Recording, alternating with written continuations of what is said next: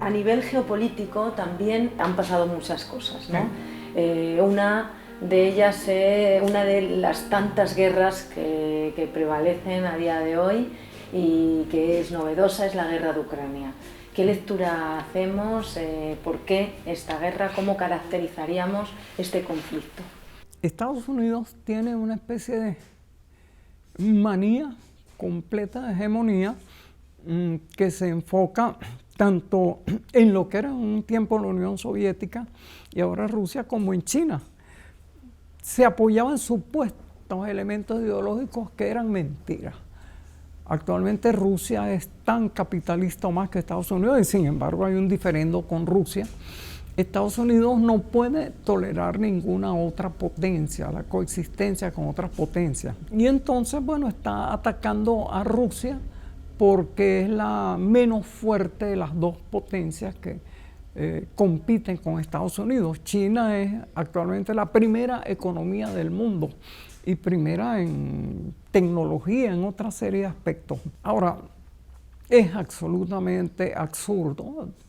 Infinidad de veces Europa ha probado la destrucción de lo que era Rusia, luego de la Unión Soviética, sin resultado.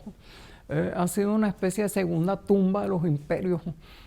Cada vez que alguien se propone acabar con Rusia, pues fracasa. En ese sentido, la política de Estados Unidos actualmente logró lo que era para Henry Kissinger, el genocida que acaba de cumplir más de 100 años, una de las cosas más temidas, que es empujar de nuevo a una unión entre China y Rusia. Fíjense, una ágil diplomacia o quién sabe qué cosa logró que hubiera un llamado conflicto chino-soviético. Se separaron esos dos grandes bloques.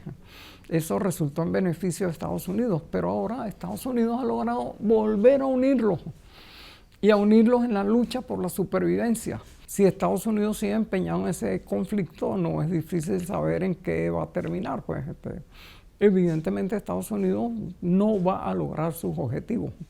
No digo que sea derrotado, porque actualmente, a menos que se utilicen armas nucleares, tú no vas a poder atacar un país que es medio continente y que está separado de los demás, pero Estados Unidos no va a lograr, creo yo, destruir a Rusia, porque además esa destrucción de Rusia, o ese intento de destruir Rusia, se encontraría con la oposición de China.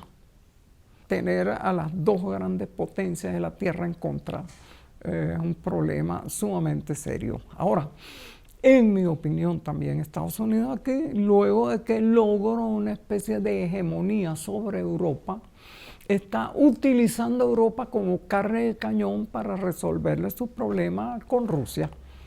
Entonces, simplemente, ¿qué tenemos aquí? Bueno, tenemos la OTAN o la OTAN, tenemos los recursos de Europa, no nos importa, vamos a quemar a esa gente allí.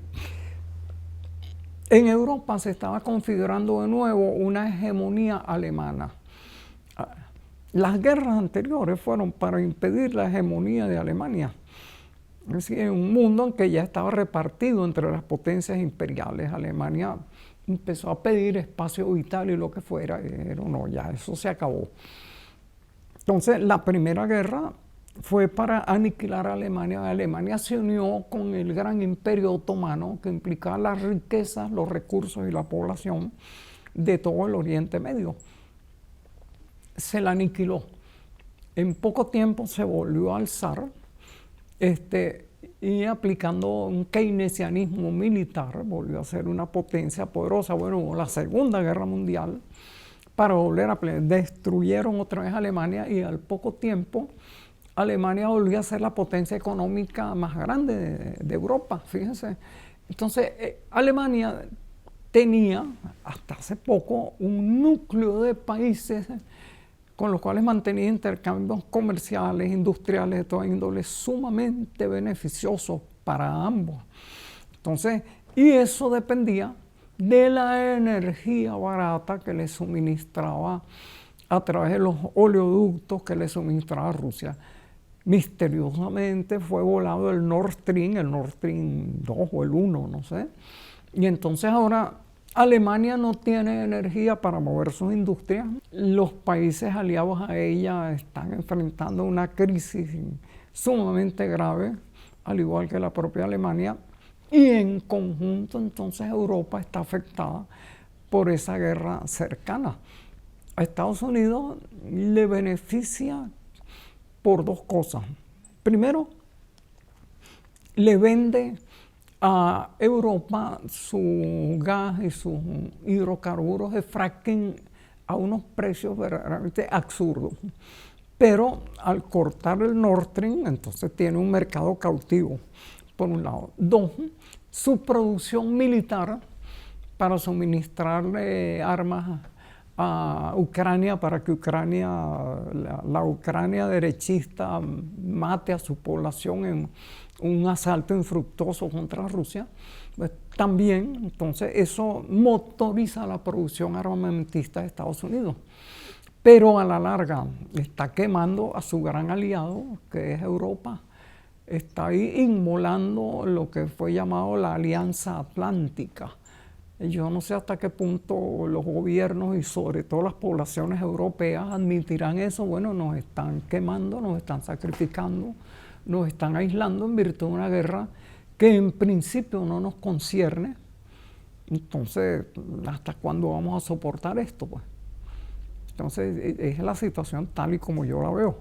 Vamos a ver también si los pueblos son capaces de elevar su voz, ¿no? El pueblo europeo. Ahí va a estar la clave, ¿no? En que haya manifestaciones y digamos, bueno, pues hasta aquí, ¿no? Nosotros mismos, por ejemplo, vivimos en el Estado español, justamente en la provincia de Albacete. Sí, hay una base aérea de los Llanos y la mayor escuela de pilotos de la OTAN del mundo, y eso queda invisibilizado. Nosotros podríamos ser a 3 kilómetros objetivo militar de una guerra que no nos compete. Sí, hay manifestaciones en los pueblos. Ha habido, bueno, fíjense lo que hubo hace poco contra el gobierno de Macron, etcétera. Ha habido toda una cantidad de gobiernos que han tenido una adhesión electoral bajísima, etcétera. Pero es lamentable decirlo, Europa es un continente ocupado. Está lleno de bases militares extranjeras, que son bases de Estados Unidos, y de una alianza militar que depende fundamentalmente de Estados Unidos, aunque quien la financia es el pueblo europeo. Entonces, en ese sentido, ¿qué le toca a los gobiernos de Europa? Lamentablemente se tienen que acomodar a esa situación que para mí coloca a Europa en una situación de carne de cañón. Simplemente Estados Unidos tiene una guerra por la hegemonía, quiere con China y con Rusia, quiere librarla primero con Rusia porque le parece el aliado menos fuerte, el enemigo menos fuerte, y entonces para eso no vacila en sacrificar a Europa. Esa es la situación tal y como yo la veo. Bueno, no sé cuánto tiempo podrá durar eso, desde luego. Es una guerra que desgastará muchísimo a Rusia, pero también desgastará enormemente a Europa y a Estados Unidos también. Se han puesto, vamos a lo que las llamadas proxy wars, guerras por intermediarios, a través de mercenarios. Yo saqué un artículo sobre la inmensa cantidad de mercenarios que hay actualmente en el mundo y cómo las guerras son guerras no declaradas que no existen, a través de ejércitos que no existen, que son los de los mercenarios. Entonces, en alguna forma, Estados Unidos está intentando emplear a Europa en esa condición.